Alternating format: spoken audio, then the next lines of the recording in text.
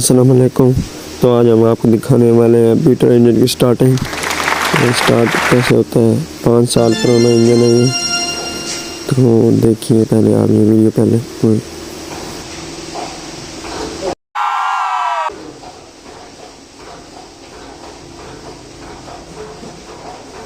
Three, two, one.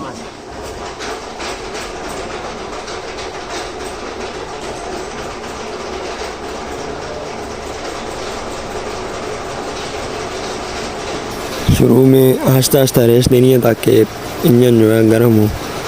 ये नहीं है कि शुरू में रेस रख देनी है, लोड डाल देना। ये आप दिखाऊंगा मैं। ये देख सकते हैं कि मैं आहिस्ता आहिस्ता रेस दे रहा हूँ, उसको हीट अप करता हूँ। ये नहीं है कि शुरू में रेस डाल दे, मतलब लोड डाल दे तो फिर इंजन गर्म हो जाता है, इससे नुकसान हो सकता है।